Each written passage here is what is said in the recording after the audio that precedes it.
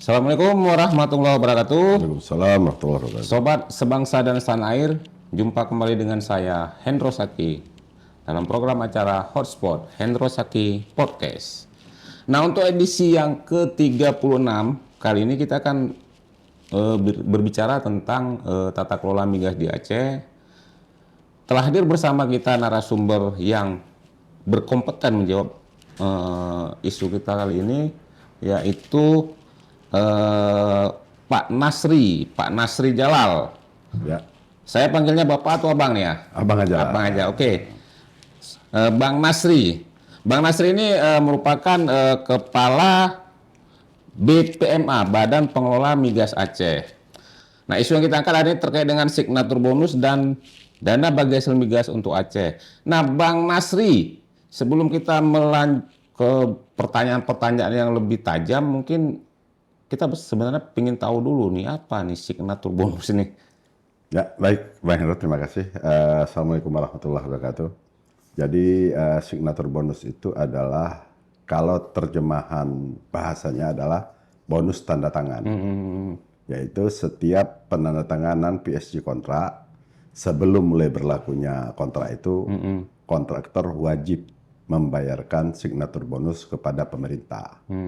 Jadi secara ringkasnya adalah bonus tanda tangan atas kontrak. Itu persentasenya diatur dalam regulasi atau gimana? Kalau jumlahnya, persentasenya bukan persentase, tapi jumlah besaran itu untuk blok perpanjangan itu minimum 1 juta US dollar. Oke. Tapi untuk blok baru itu terserah nilainya itu ditentukan oleh pemerintah. Tidak ditentukan batas minimum. Nah, untuk persentase adalah sesuai dengan PP 23 di pasal 70 disebutkan bahwa persentase atas signatur bonus untuk pemerintah Aceh sebesar 50%. 50% ya? Ya. Itu dalam PP PP 23 ya? 23 pasal 70. Selama ini sudah berapa banyak yang diterima dari bonus tanda tangan nih, Bang? Nah, jadi kalau bonus tanda tangan di wilayah Aceh sebenarnya sudah banyak. Sudah banyak. Tetapi mulai timbulnya hak Aceh itu sejak 2015. 2015. Ketika terbitnya PP 23 tahun 2015. Nah, setelah 2015 kita punya 3 kontrak yang mendapatkan signatur bonus, yaitu kontrak penandatanganan perpanjangan blok B atau blok yang ada di Arun oleh Pema Global Energy.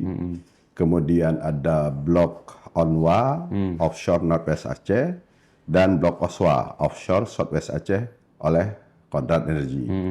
Nah, untuk Konrad Energy itu masing-masing blok itu signatur bonusnya 50.000. Jadi hak Aceh itu 25.000. Ditambah blok Oswa 25.000, 50.000, dan kemudian di blok B yang PG itu 1.510.000 US dollar. Jadi Oke. ya 50%-nya totalnya adalah 805 US dollar yang sudah diterima oleh pemerintah Aceh. baru diterima. Baru diterima. Haknya sebenarnya sudah muncul ketika blok B itu tahun 2021 dan blok Onwa Oswa itu tahun 2023. Berarti selama Haknya sudah muncul. artinya selama ini hak itu belum dibayarkan. Belum dibayarkan. Oke. Nah, Kenapa belum dibayarkan? Apa kendalanya macet atau memang? yang pertama mungkin waktu itu belum adanya regulasi ya. Regulasi bagaimana mentransfer dari penerimaan negara ke rekening pemerintah Aceh. Oke. Nah, ini yang saya lakukan dalam setahun ini. Karena sewaktu pemilihan kepala kemarin saya berjanji kepada Pansel bahwa pencairan hak Aceh signatur bonus ini merupakan program kerja jangka pendek saya. Nah, dalam setahun ini saya urus sampai yang pertama adalah kita buatkan regulasinya dulu. Regulasinya karena secara normal signatur bonus itu adalah ketika tanda tangan kontrak itu mau dilakukan, ketika harus menyetorkan. Nah, itu disetorkan ke rekening penerimaan bukan pajak atau PNBP-nya Dirjen Migas. Setelah diterima oleh PNBP Dirjen Migas, itu kemudian disetorkan ke rekening kas negara. Nah, mekanisme ini yang belum ada selama ini. Nah, ketika saya menjabat sebagai kepala, saya lakukan koordinasi dengan Dirjen Migas untuk memasukkan signatur bonus ini di dalam undang-undang PNBP-nya kementerian. Nah, jadi itu diatur di undang-undang. Nah, waktu itu undang-undang yang lama tidak mengatur tentang signatur bonus. Akhirnya saya kita rubah undang-undang tersebut sehingga di dalam undang-undang PNBP jenis dan tarif PNBP Kementerian ESDM masuklah signatur bonus. Nah, kemudian kita lanjutkan ke perubahan tentang PP. Nah, di PP juga kita masukkan bahwa pemerintah wajib mentransfer 50% hak signatur bonus ke Aceh sampai bahkan ke pembukaan rekening pemerintah Aceh di Bank BSI juga kita bantu urus. Kenapa? Signatur bonus ini dibayarkan dalam US dollar. Nah, pemerintah Aceh kan nggak punya rekening dalam bentuk US dollar. Ya, alhamdulillah waktu itu kita fasilitasi, kita kerjasama dengan BSI agar pemerintah punya rekening. Artinya signatur bonus ini sudah cair ya? Sudah per 2 hari yang lalu sudah diterima di Dan rekening. ini untuk pertama kali cair? Pertama sekali dari tahun 2015? Dari 2015, kebetulan 2015 ke atas kan kita tidak punya kontrak baru. Betul. Baru ada di 2021. Artinya ini menggantung terus ya? Ya, dari 2021 lah. Baru pertama kalinya pemerintah Aceh menerima bonus tanda tangan. Dan itu jumlahnya $805.000. Iya. Nah, itu peruntukannya bebas atau gimana? Kalau peruntukan itu menurut saya ya, ini pendapat pribadi itu bebas. Karena itu bukan merupakan bagian dari dana transfer daerah. Tapi merupakan komponen dalam PAD pemerintah provinsi. Posnya itu mungkin orang di Badan Keuangan Aceh yang lebih tahu. Karena uang itu adalah bagian dari penerimaan Aceh, bukan pajak, tapi ya memang klasifikasinya memang dana signatur bonus memang. $805.000. Ya, lebih kurang kalau kita kali 16.000, 13,4 miliar lah, lebih kurang. Tapi bagi saya, Pak Hendro, bukan masalah jumlah. Bukan jumlah, tapi keberhasilan tadi ya. Haknya pemerintah Aceh ini berhasil kita urus sampai diterima oleh pemerintah Aceh. Dan ini proses perjuangan yang panjang. Ya, panjang sekali. Kenapa? Yang pertama, yang paling berat adalah ketika undang-undang jenis dan tarif penerimaan PNBP yang ada di kementerian tidak berisi tentang signatur bonus. Nah, ini yang berhasil kita revisi undang-undangnya. Setelah itu juga ada turunannya, PP. PP tentang ketentuan jenis dan tarif PNBP di Kementerian SDM. Selesai itu nyangkut lagi di cara bayarnya, Bang Hendro. Tadi di awal Abang Nasri sampaikan bahwa bonus tanda tangan ini berdasarkan kontrak baru atau perpanjangan. Ya, betul. Oke. Nah, jumlah $805.000 ini berasal dari 50%. Maksud saya berapa perusahaan perpanjangan, berapa perusahaan kontrak baru? Ya, kontrak baru dua. Itu Onwa Oswa oleh Konrad Energi. 50.000 tambah 50.000. Berarti 3 ya? Berarti 3 ditambah dengan Blok B oleh Tema Global Energy 1.510.000. Jadi kita 50%-nya. Jadi semakin banyak perusahaan yang masuk ke Aceh, semakin banyak kontrak baru, maka bonus yang diterima Aceh semakin besar, ya, semakin banyak. Ya. Itu dari bonus tanda tangan aja. Nah, ini menarik bahwa kemudian kalau kita buka peta, ini potensi perusahaan migas yang kedepannya yang akan masuk ke Aceh. Ya, potensinya ada beberapa. Kebetulan saya dan tim BPMA sudah melakukan promosi ke 2 negara, yaitu Jepang dan Abu Dhabi. Dan alhamdulillah 2 perusahaan Jepang sudah mengirimkan letter of intent, surat keberminatan untuk masuk ke Blok Aceh, dan sekarang sedang diproses di Kementerian SDM. Itu perusahaan dari Jepang, yaitu perusahaan Japek dan Jokmek. Nah, kemudian kita lanjutkan lagi bahwa kemarin 1 bulan yang lalu kita kedatangan perusahaan migas dari Cina, yaitu Sinop, China Offshore Oil and Gas Company, suatu perusahaan ya Pertamina-nya mungkin kayak Pertamina di Indonesia lah, bahwa itu perusahaan nasional Cina yang juga tertarik untuk masuk ke Aceh. Nah, yang sedang kita follow up sekarang adalah blok untuk yang Arakundo. Nah, insya Allah Bang Hendro, mohon doanya seluruh rakyat Aceh semua kalau ini berhasil, wilayah migas di Aceh ini sold out. Sold out, terjual habis. Terjual habis. Artinya minat perusahaan-perusahaan raksasa migas itu ke Aceh tinggi sekali gitu, Pak. Secara Mungkin bisa dibuka petanya bentar harus nih. secara umum ya memang Aceh ini kan dikelilingi oleh cekungan atau dalam istilah migasnya adalah basin. Kita punya North Sumatra Basin di bagian atas Pulau Sumatera dan punya Sibolga Basin di bawah Pulau Sumatera, di bawah Aceh. Nah, kalau kita lihat ini bahwa kita mulai yang warna ungu itu WKB, Operated by PMA Global Energy. Inilah yang dulu kita kenal dengan arunnya, Exxon. Nah, ini bloknya sudah berapa kali diperpanjang.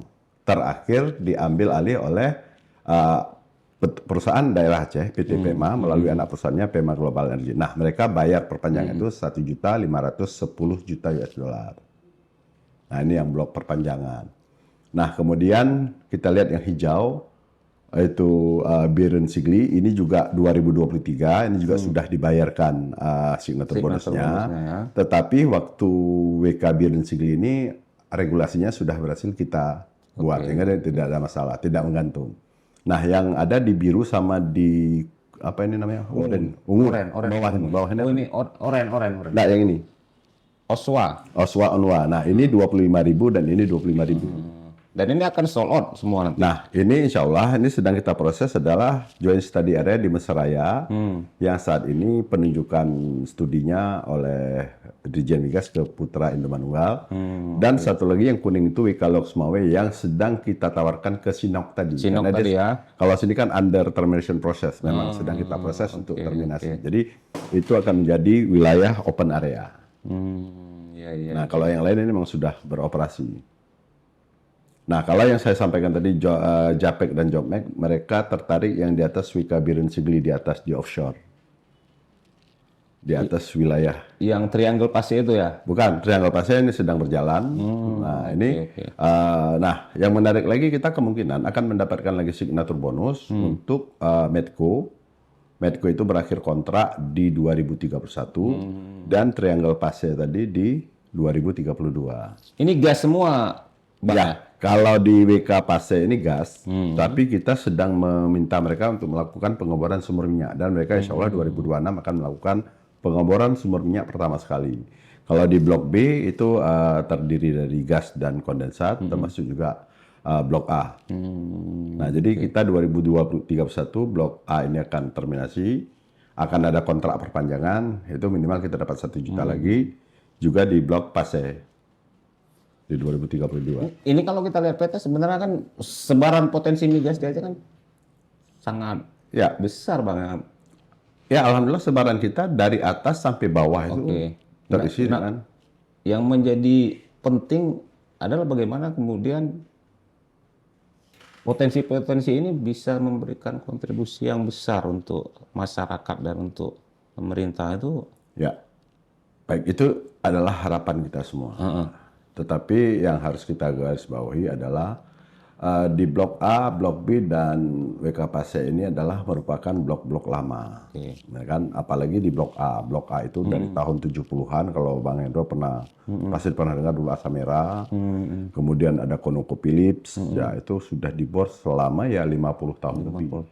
Sama juga Blok B ketika dulu heboh di tahun 70-an penemuan ladang gas raksasa di Aceh.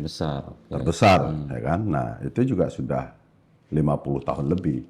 Nah, yang baru-baru ini adalah WK Biren Sigli, kemudian WK Onwa dan Oswa. Yang Andaman? Nah, Andaman itu, nah kita kan sesuai kewenangan DPP 23, itu yang garis biru-biru itu adalah batas 12 mil laut. 12 mil laut ya. Nah, kebetulan Andaman itu di atas 12 mil laut, makanya kita tidak tampilkan di luar garis ini ya. putus-putus yang warna biru. Di luar kewenangan BPMA. Di luar kewenangan. Tapi alhamdulillah kemarin saya juga sudah melakukan, saya sudah propose ke Pak Menteri, juga Kepala SKK Migas, agar BPMA itu diberikan hak yang sama seperti SKK Migas sebagai operator.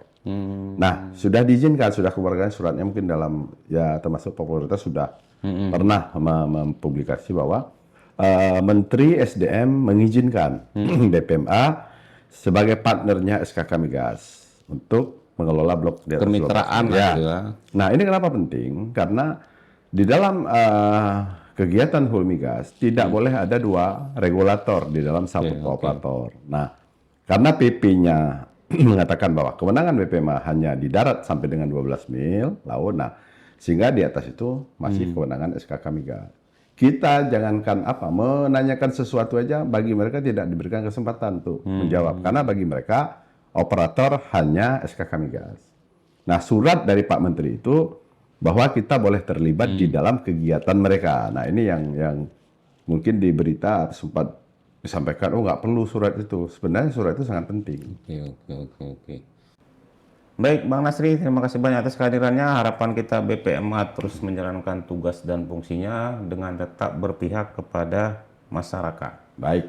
Dan Hendro. keberpihakan itu adalah dengan memastikan kekayaan alam Aceh ini bisa dinikmati oleh rakyat. Ya, insya Allah kami akan berusaha, Bang Hendro, agar ya tujuan pembentukan BPMA itu Siap. agar dapat memberikan sebesar-besarnya untuk kemakmuran rakyat. Baik, Bang Nasri, terima kasih banyak atas kehadirannya. Terima kasih. Baik, pemirsa, demikian podcast kita edisi kali ini. Assalamualaikum warahmatullahi wabarakatuh. Waalaikumsalam warahmatullahi wabarakatuh.